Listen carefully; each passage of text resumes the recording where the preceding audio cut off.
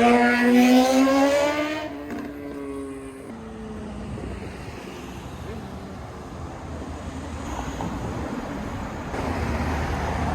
ยดีตอนนี้ก็ได้มาย่างอยู่เมืองฮันติงตันบีชเมืองฮันติงตันบีชนี้มันจะเป็นเมืองท่องเที่ยวตัวย่างอยู่ปัจจุบันนี้มันเป็นถนน Pacific Coast Highway ที่ติดกับทะเลมหาสมุทรแปซิฟิกเลยจะยำมันย่างทายรูปเบิงตามมองเอารีสอร์ทเที่ยวนี้ก็เป็นโรงแรมเมิดเลยนี่เที่ยวนี้เดี๋ยวก็สิย่างออกไปบ้องตัวช้อปปิ้งพุ่นแล้วก็ไปมองอันตัวเพียไปเบิ่งนำกัน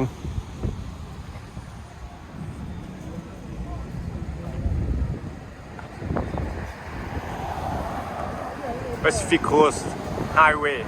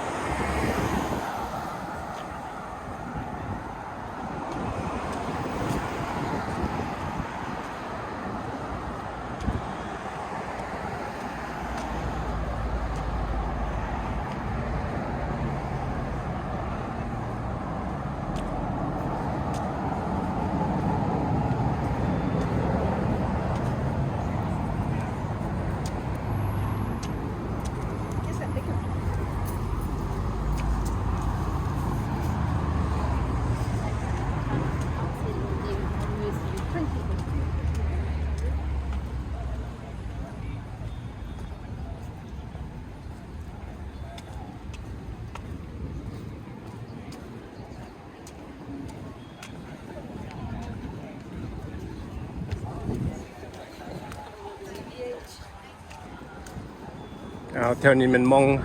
ห้างค้าห้างค่ายเหมือนมองช้อปปิ้งเซ็นเตอร์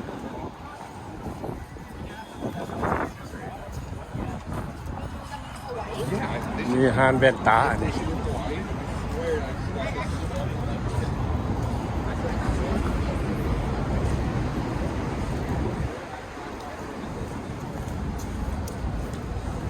แรงมาแล้วทางเทงพุ่นก็เป็นห้างอาหารกินข้าวทางเทงพุ่นนะลุมนี้เป็นม่องค่ายเครื่อง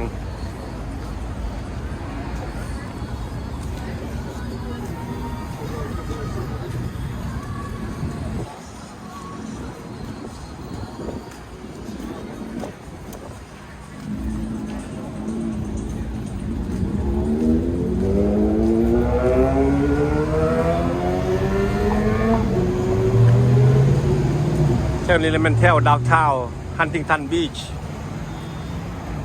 มองคนมาเที่ยวมาย่างลิ้นมาเลาะซื้อเครื่องทางเทงพุ่นก็เป็นมองนั่งกินอาหารกินข้าวทางลุ่มก็มองค่ายเครื่อง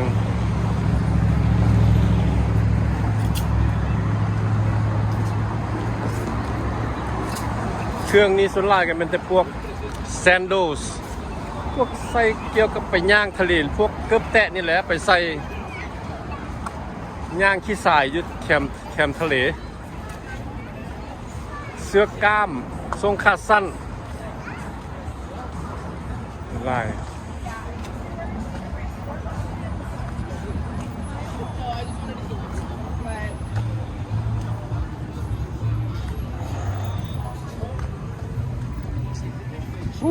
ละย่างเข้าไปในเพราะนั่นเอง Yeah How are you doing Good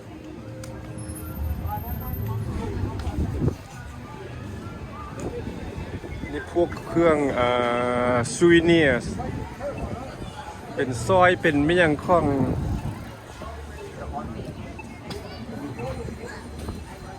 ซูวิเนียร์นะครับแบบของอะไรแว่นตาเด้ของไม่ยังวะของที่ระลึก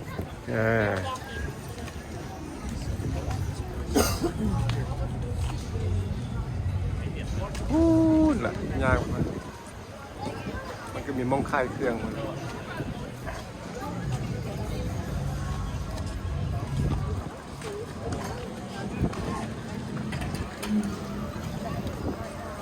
ฝากพี่กับค่ายเครื่องคือกัน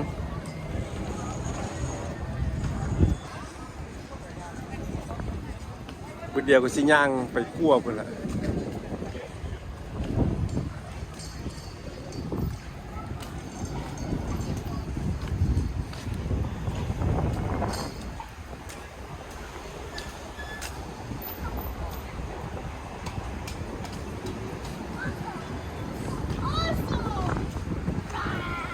เสื้อผ้าเครื่องนุ่ง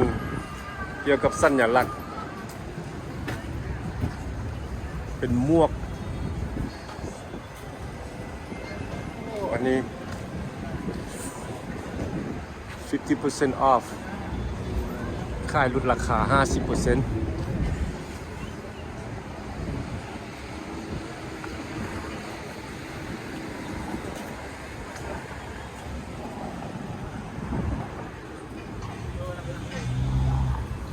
เสื้อนี่ก็มีแต่ไซส์ใหญ่ๆหมดเลยนี่ XX large extra large double X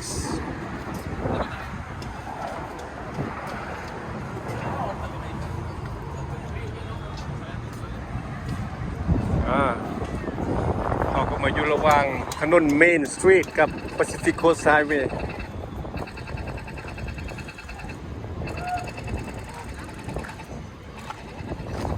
Which one we can walk? Go straight this way.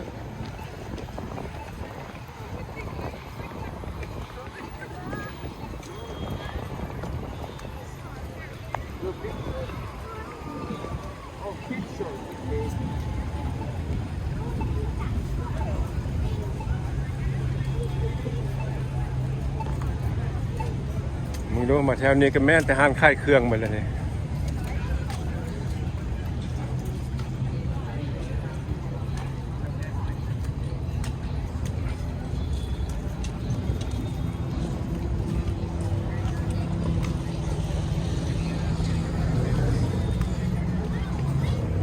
แต่ว่าเขาสิไปย่างยุบเพียพุ่นก่อนเพียนี่มันก็ยาวไปฮอดพุ่นได้เลิกๆพุ่นได้นี่นี่มันห้างขนมโอ้อันหนึ่ง$5พุ่นนะขนมน้อยๆเลยนะขนม$5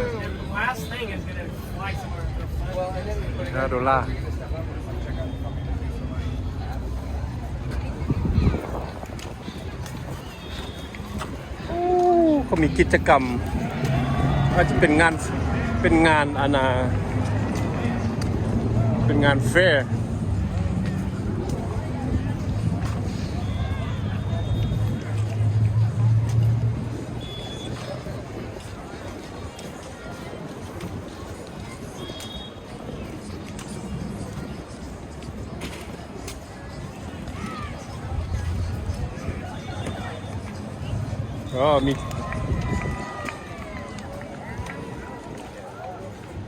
มีการเล่นกีฬาวอลเลย์บอล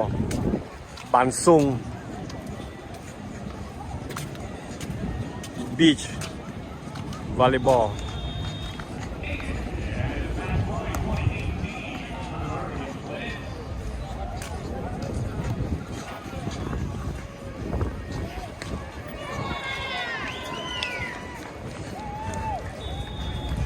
อันนี้ในตัวเมืองอ่ะนะวันนี้เขาย่างออกมาคั่วพี่ละเดี๋ยวแถวนั้นก็เป็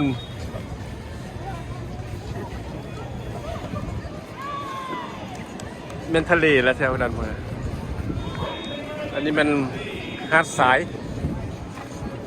ายเพิ่นมีกิจกรรมค่ายเครื่องลิ้นกีฬา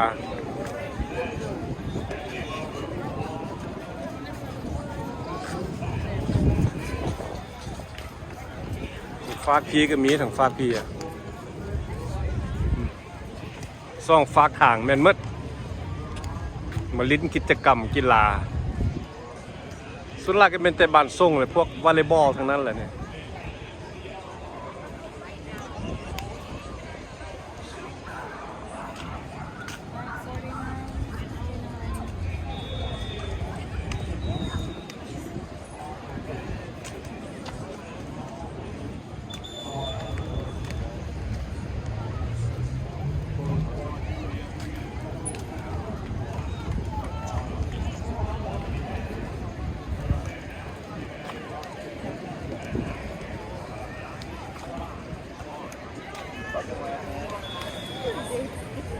มีซ่องทิม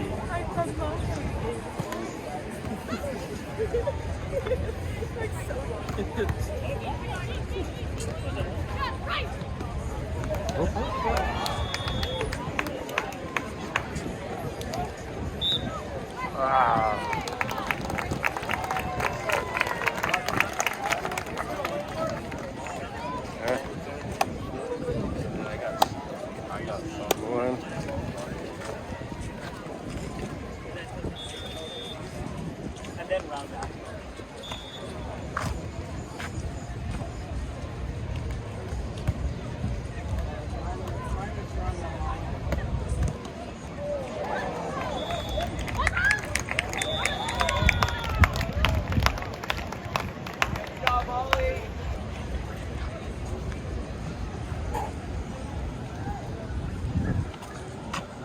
สิย่างไปเบิ่งสุดพื้นเบิ่งดู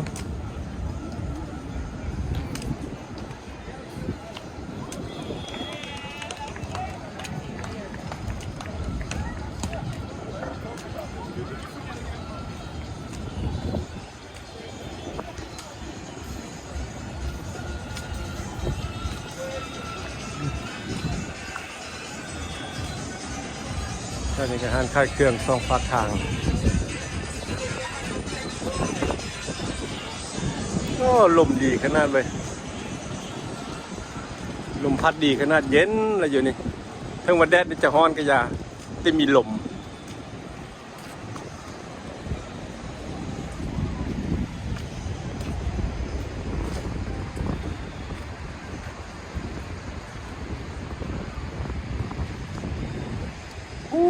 สุดสายตาหมดเลยหาดทรายอันนี้ห้องว่า Huntington Beach คืนทะเลไปเบิ่งเข้าอันน่ะเซิร์ฟคืนทะเลใหญ่คืนทะเลกับบุญใหญ่แต่ว่ากับพอลินเซิร์ฟได้ Luciano, ven, papi, no te veía, ven.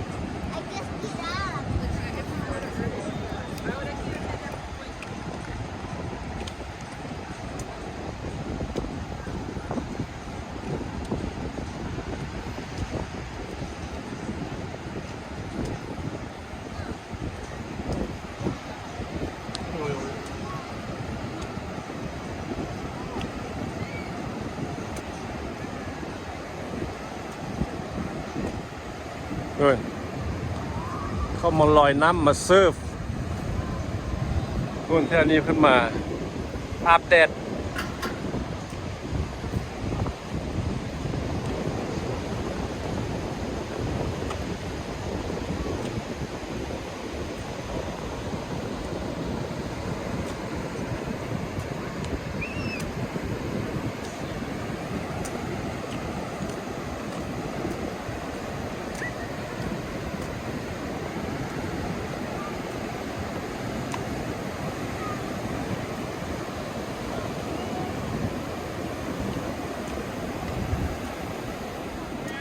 ผู้มานั่งลิ้นนั่งเบิงก็มี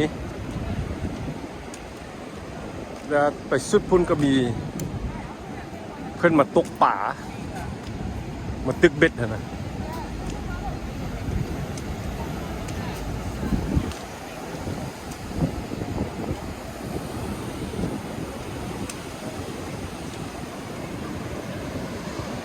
่ย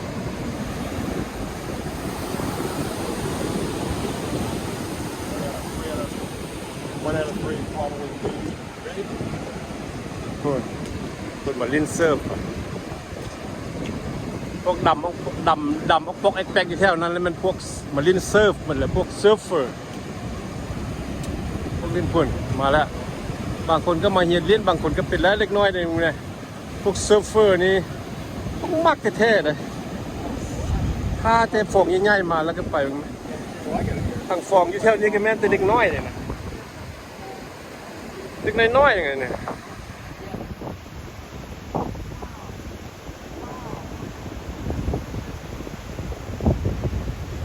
เด็กน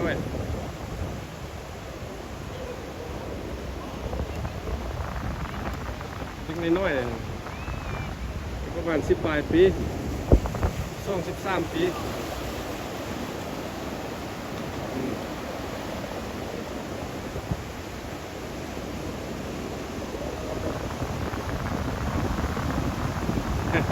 ซ้ำ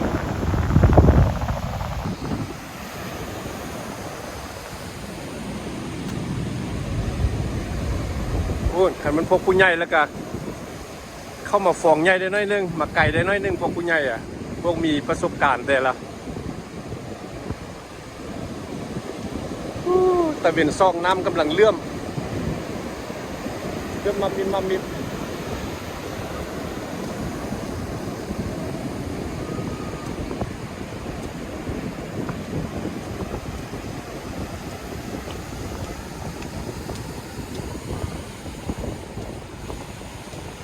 ่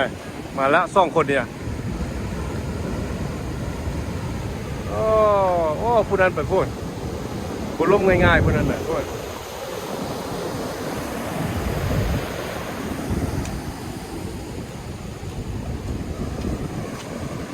มาแล้วผู้นี้อ่ะเสิร์ฟเลยแต่น้อยเดียว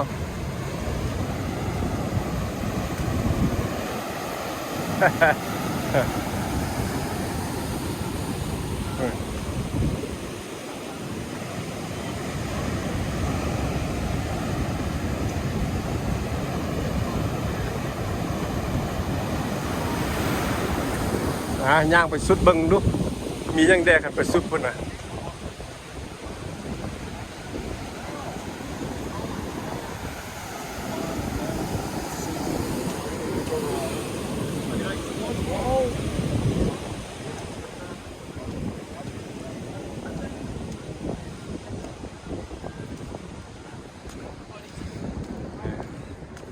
นี่เพิ่นก็มีห้องน้ำเพื่อจะเข้าห้องน้ำก็มีให้บริการในแถวนี้ห้องน้ำฟรีเข้าละล่าเนี่ยนะ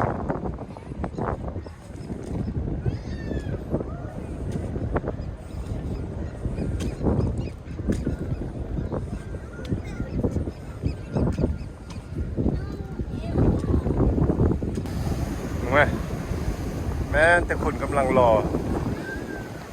ท่าฟองง่ายๆมาเนี่ย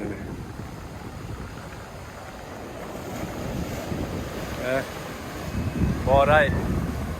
ฟองน้อยโพดขึ้นมาไปฮอดพูนผูกเสิร์ฟนี่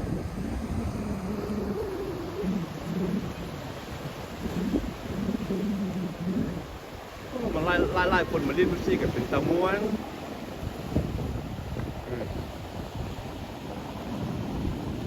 รอท่าฟองใหญ่มา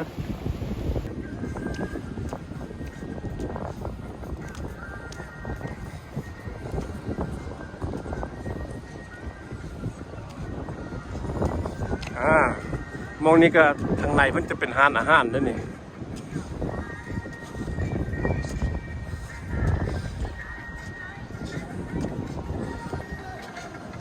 ร้านอาหารทางใน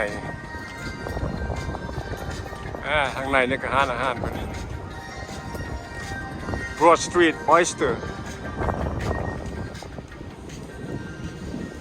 มาพี่ก็บ่มีจังไรมันย่างอ้อมเบิ่งมีแต่คนตึกเบ็ดนี่เด้ซิดเบ็ดอยู่นี่เด้มีคันเบ็ดบางคนก็ได้บางคนก็บ่ได้มาซิดเล่น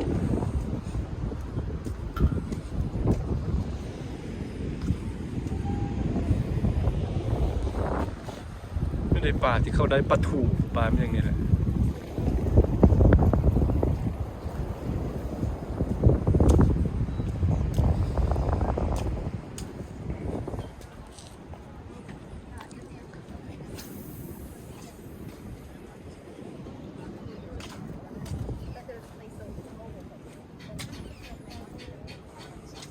เลื่อม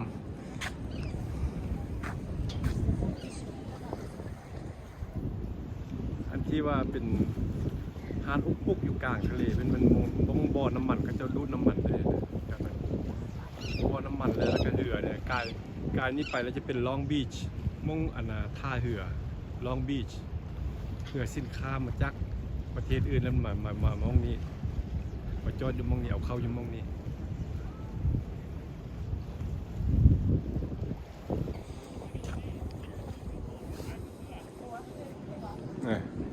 ทางในนี่เป็นร้านอาหารนั่นนี่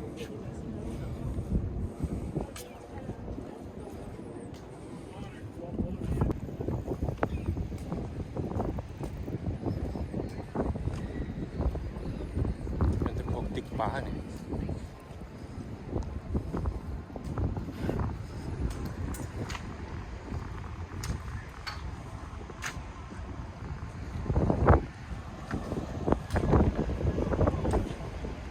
ฝั่งทะเล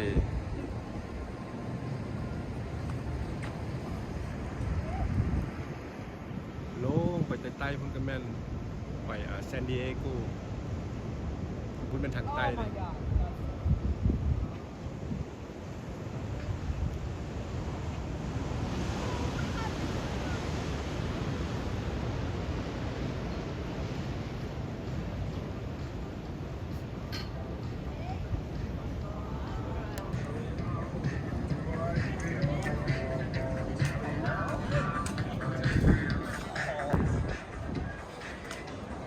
บุมียังละกลับแล้วบัดนี้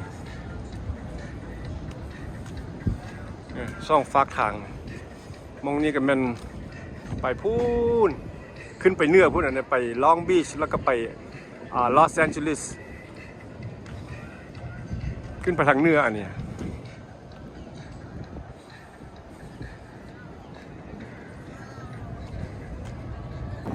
อ๋ออันนี้ก็ fishing how you guys doing good good did you catch any No fish yet. not yet just got here No fish yet. okay Working on it. all right have fun and good luck Thank you. you're welcome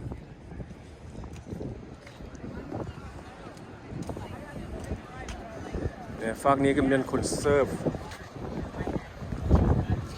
What's up, guys? Hey, I don't want to bug your butt. No, we just invited you with a couple of Bible serve. You guys go to church in the area? You go?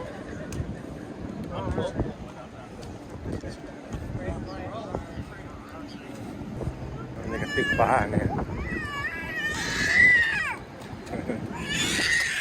ตึกบ้านทางฝั่งนี้บุมีคนเซิร์ฟไล่ทางฝั่งนี้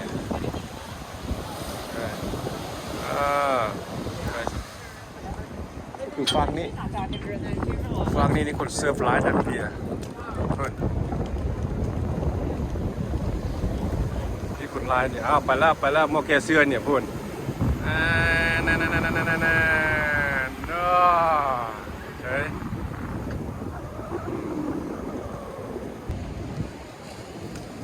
ออกมาอยู่นอกอยู่ขั้วพี่เบิ้งเข้าไปในเมืองพุ่นแล้วก็โอ้งามหลายน้ำมาเที่ยวมาเลาะเล่นเมืองฮันติงตันบีชรัฐแคลิฟอร์เนียอยู่แคมป์ทะเลมหาสมุทรแปซิฟิกอันนี้มันมหาสมุทรแปซิฟิกอันนี้โอ้คืนนี่ใหญ่แท้โอ้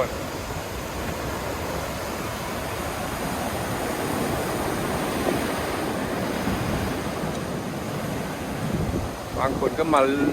อาบน้ำเล่นบางคนก็มาตากอากาศเอาซันแทนบางคนก็มาเล่นกีฬาแล้วจะผู้มักมาเล่นเท่าไรมาเล่นมามักแนวใดก็เอาแนวนั้น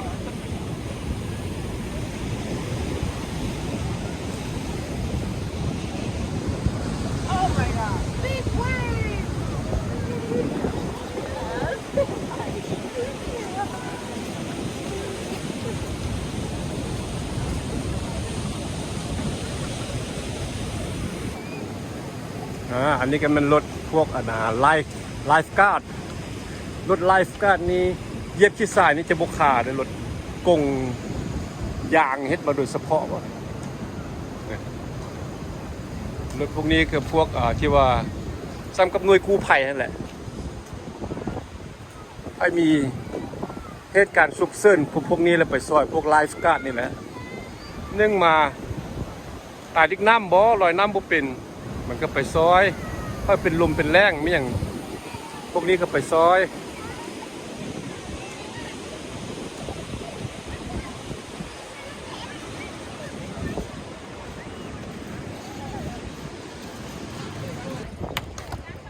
ทางฝั่งนี้มีทางผู้หญิงและผู้ชาย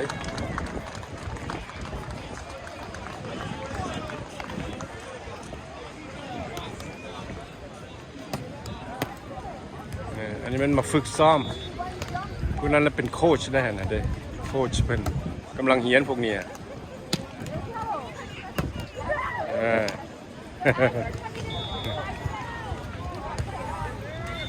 เหมือนไหมหานอาหารก็เต็มแต่คนอันนี้ยังบ้านแรงคือได้นี่แหละยังเวนๆอยู่นี่นะยังแต่เวนยังฮ้อนๆอยู่คันตกแรงมาพวกมาเพิ่นมากินข้าวแรงมากินดินเนอร์นี่อู้เต็มมีกันบ้านฮ้อนดินเนอร์เท่านี้กินก้อนละอาหารเต็มก็มาทะเลคือได้นิมวนตลอด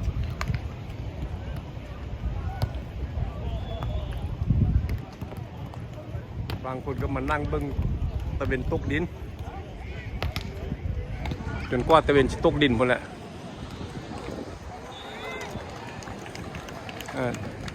เดี๋ยวนี้ตะเวนยังพูดยังอยู่สูงอยู่แต่นี่นะใกล้จะตกดินละ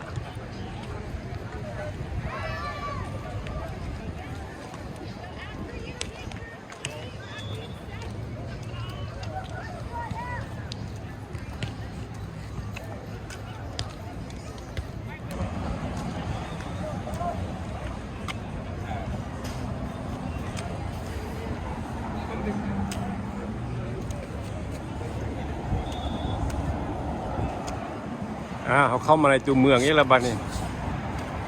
สุดละไปย่างขั้วจนอ้อมมาแล้วก็เมื่อยเติบกลับเข้ามา5 รถก่อนบ้านนี่โอ้พอดีเลยพอดีไฟข้ามทางเบิ่งนี่ซ่องตู้ล้านนี่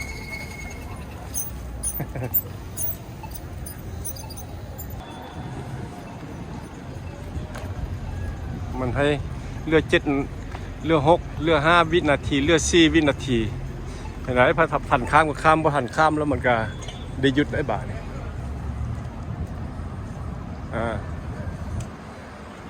โอ้ต้นตาลนี่งามไล่เว้ย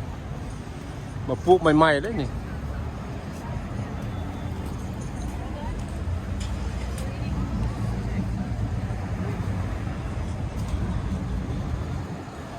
แม้แต่ต้นตาลต้นลาน